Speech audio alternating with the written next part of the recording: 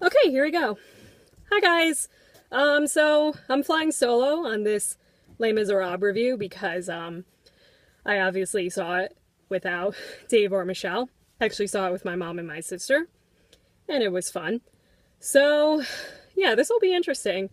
This is actually my first solo vlog, so I guess we'll see how well it goes because I won't have anybody to banter off with, which, you know, might be a interesting thing. So alright, I'm just gonna do it quickly because I might lose the light soon because the sun's already set. So let's see how fast Megan can talk about the new revival of Les Miserables before it gets too dark.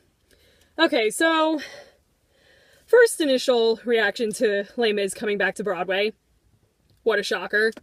I mean, the movie was obviously a huge hit that, you know, it seemed inevitable, of course, that Les Mis would come back. I mean, it's such a iconic, so weird to use that word. It's, not iconic, popular. It's a very popular musical, so I think it was always going to come back, regardless. I think the movie just definitely helped move that momentum faster. So, I was definitely like, hey, it's Les Mis. I know my mom really wanted to see it, so when it was announced, she's like, we're definitely getting tickets, and she actually ordered them pretty much right away. Like, this was probably the most earliest in advance I think my mom ever ordered tickets for a show. So, that definitely says something. And then I started to actually get really excited because the cast... Oh, yeah, let's talk about the cast. Such a good cast. Like, good job to, the producers for assembling a great, just a great group of actors for this. First, Ramin Karimloo. I loved that guy since, probably Phantom? Or no, maybe Les Mis. I think I was first introduced to him in the 25th anniversary concert, so I've been crazy obsessed with his voice for like a really long time, so I was really happy that I finally got to see his turn as Jean Valjean, and he was incredible, and, he definitely did not disappoint. He was phenomenal, and, every note he sang, I was just like, in heaven, because I really love good singers. Really good singers, like, thumbs up. And, so he was amazing. Will Swanson, I was definitely excited for him because, he's definitely done more comedy stuff in the last few years. So it was really great to kind of see him do a serious role, and he was... Oh man, he was incredible as well. Like, I'm probably going to use that word a lot, like incredible, fantastic, phenomenal, amazing. But it's really true, and he really blew me away as Javert. His soliloquy, oh man, like, it was probably one of the best parts about the show. Like, it was pretty much worth that ticket price alone, was watching him sing Javert's soliloquy. And also that staging of that was also really incredible. I'll get to that, though, after I talk about the cast. We'll talk about staging. Caissie Levy as Fantine. God, I really hope I'm saying her name right. I don't have my phone with me. Alright, well, I'm really hoping I'm saying her name right. But Caissie Levy, or Levy, I think, she was also wonderful. I'm also crazy obsessed with her voice, because I think it's unlike anything that's out there. And she sang I Dreamed a Dream so beautifully, and, and she also, just just great singers overall. Like, everybody just really sang their parts really well, which is what you go to Les Mis for. You go to see the show to hear really good singers sing this really great score. You know what? I really like Les Mis. I don't care about the haters, because screw them. This is a good show. Despite like all the hype it's gotten and how big it has become, it actually is still a really good show. So yeah, Caissie, wonderful. Nicky M. James, wonderful. Andy Mientis, I love that guy. Probably my favorite part he ever did in the entire show was in Act 2 when in Act 2 when oh my gosh, I can't think of it. Yeah, when they're building the barricade and he runs into Eponine and he's like, you know, hey, little boy, what's this I see? The way it came out was so sarcastic and just so like, you know, girl, what are you doing? It was great. And oh man, I loved that new reading of that line. Yeah, but for the most part, it was very lame. Like, the actors didn't really try to, you know, change too much of like the readings of the songs or whatever, or try to do things too differently. So, I mean, if you're like looking for a Les Mis that like kind of takes chances or does things differently, you're not gonna get it here. It's just, you know, the only things that are definitely changed is like the staging. I never saw the original Broadway run or even the first revival that happened.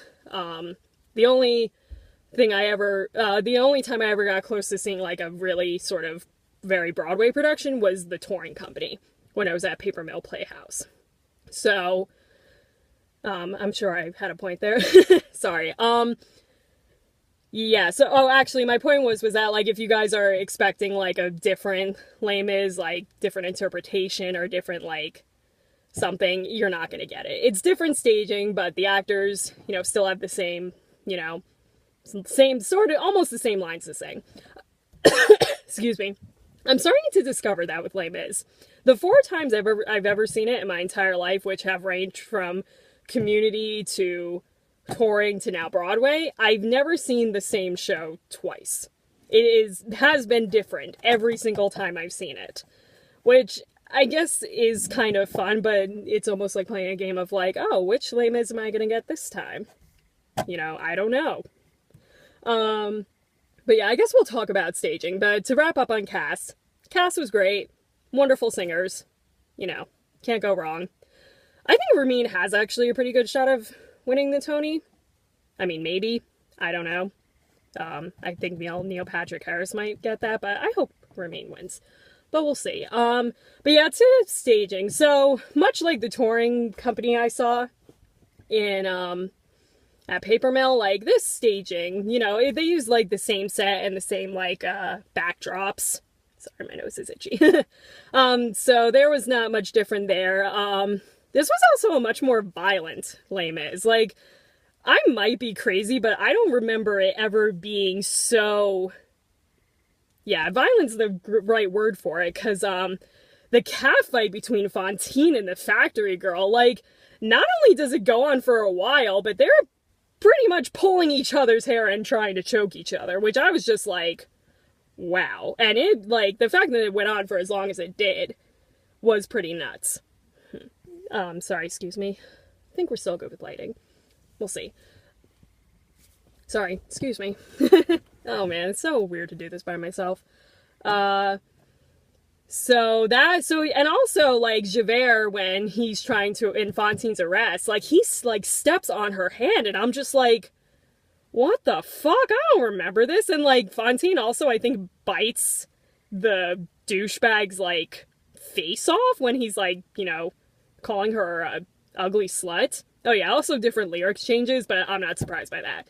There's, like, so many different lyrics to Les Mis that, I don't know, I feel like it's playing Russian roulette at this point of what, like, specific lyrics you're gonna get. So, again, you know, every Les Mis I've ever seen has been completely different.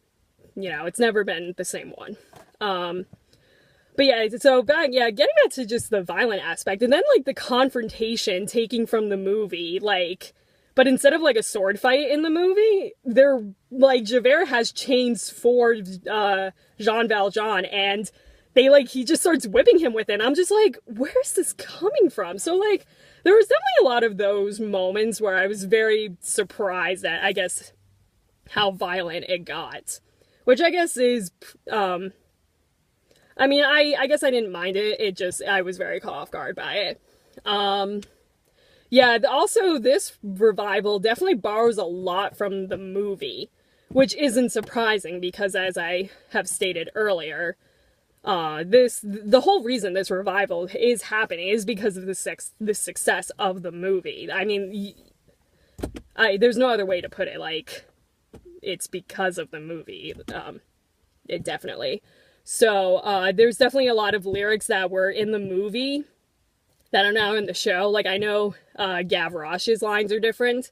They're the ones, the ones that were, the lines that were in the movie are now in the show. And the same thing goes for other things. The confrontation, it's actually them being more confronting. Madame Thénardier, gets a couple of lines. I'm gonna turn on the light. Hold on a sec.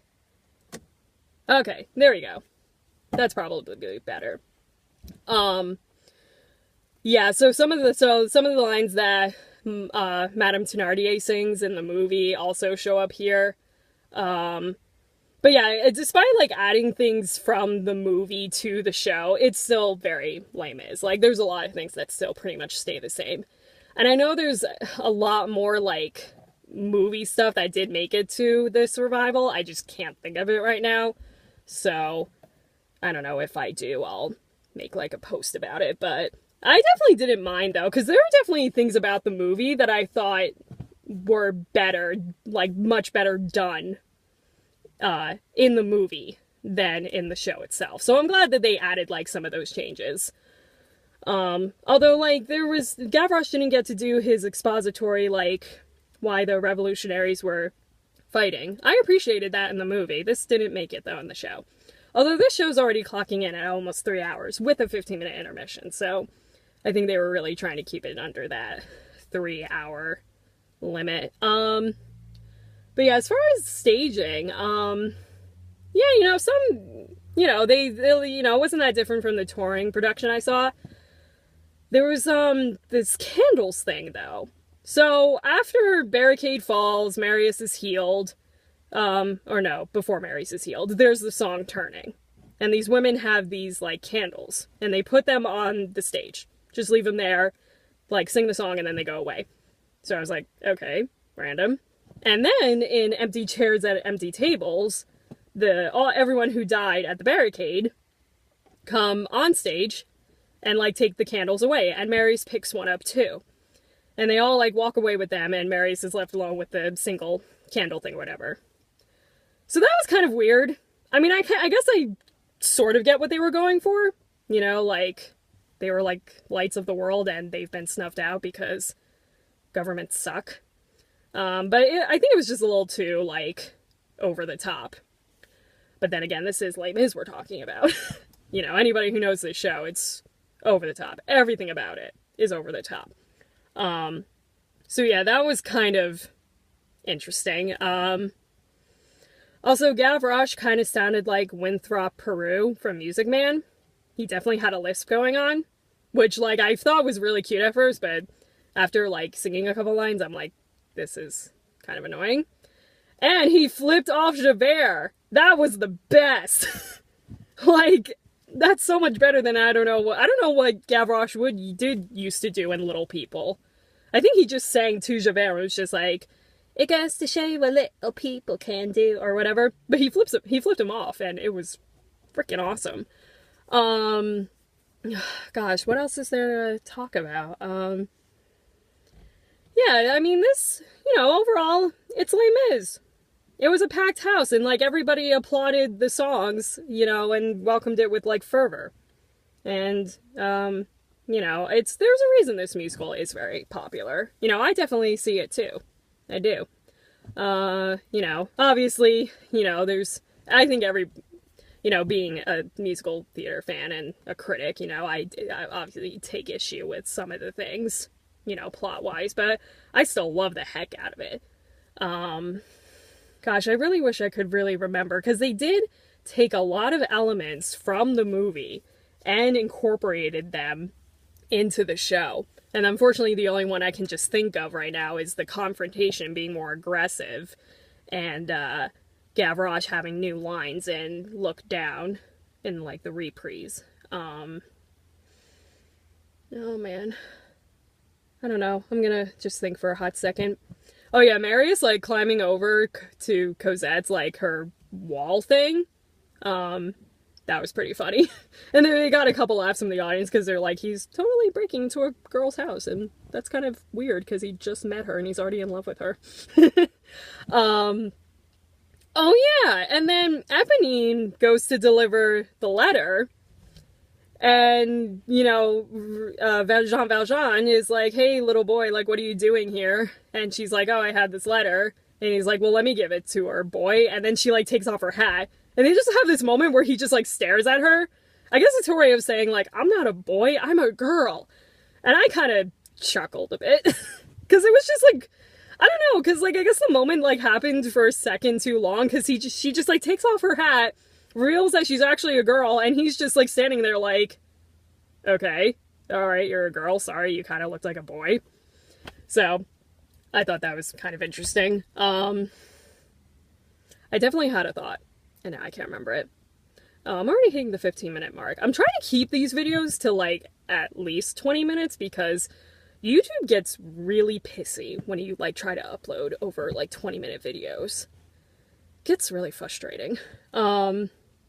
Oh yeah, and another funny moment, Thénardier's waltz. You know, Jean Valjean's, like, sitting in a chair, and he keeps, like, getting up to give the Thénardiers more money when they're like, oh, but it's because of this, like, this is why we need more money. Oh, and she was also really sick a lot. And then, like, the third time he gets up, notices that they have more to say, and then just sits back down. It was really hilarious, and I loved it.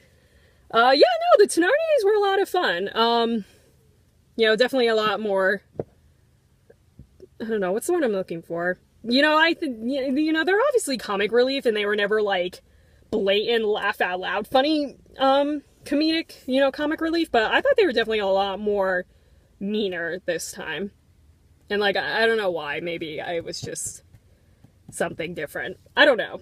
But they were definitely, they seemed to be a lot more, mean, and a lot more, yeah, I don't know. I don't know where I was going with that thought. They weren't as funny, laugh out loud funny, as they normally are. Oh, Angeros was really good too. I'm sorry, I forgot to bring him up. I think his name's Kyle Scaffield? I might be pronouncing that wrong, I'm sorry. Hold on. Give me 2 seconds. Oh no. Oh, right, they split it up, the thing, into 2 cast lists. So you get, like, almost everybody on this page, but then you go to this page and you get, like, all the students. Yeah, Kyle Scatliff, sorry. He was also incredible, too. Oh, yeah, that was another thing that kind of, bugged me. The guy who was like, you at the barricades, listen to this. It had a really echoey effect to it, and I'm like, why is it echoey? Like, there's literally supposed to be an army, like, in front of the barricade, and he's, like, shouting at them. So, like, why, like, there was just this weird echo thing going on, which I thought was, like, really odd. I was like, what's with the echo? It made better sense for, Fantine, because she's, like, a ghost. So, that's enough. You know, I guess I'm getting a little nitpicky at this point. So, I guess it's something to talk about. Yeah, no, their use of projections were good. Like, I still love how the sewer scene is done now. I don't know how it was done originally, but I love the use of the projections. Oh, shoot. Okay, sorry about that. So I really like that. I also really like, Javert's death is still, like, the coolest, like, staging.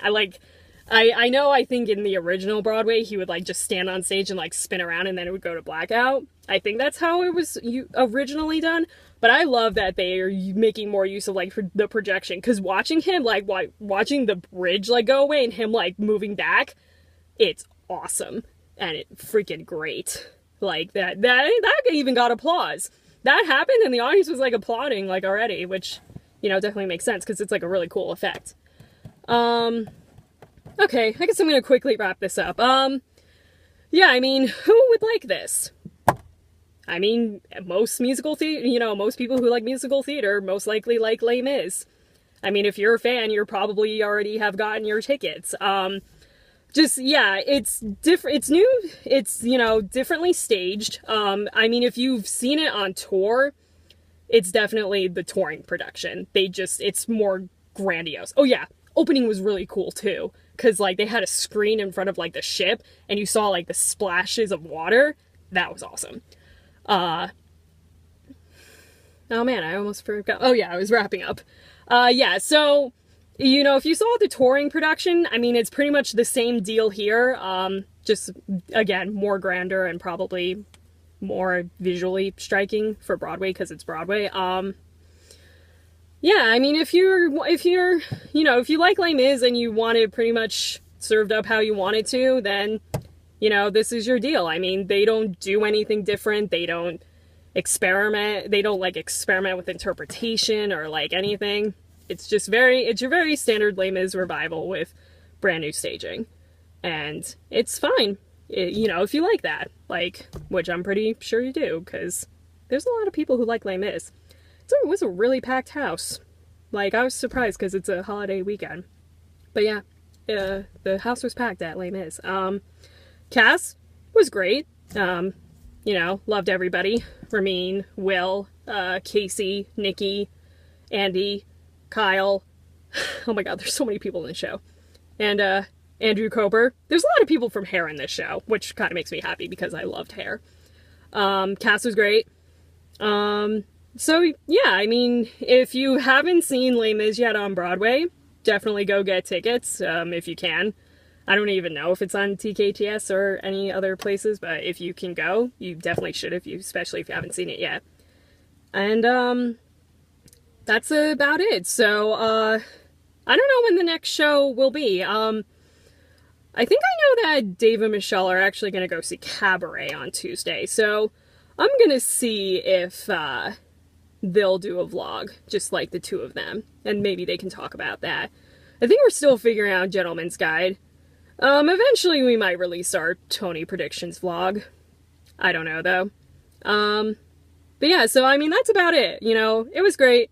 Love the cast. And I'll see you guys at the next show. Bye.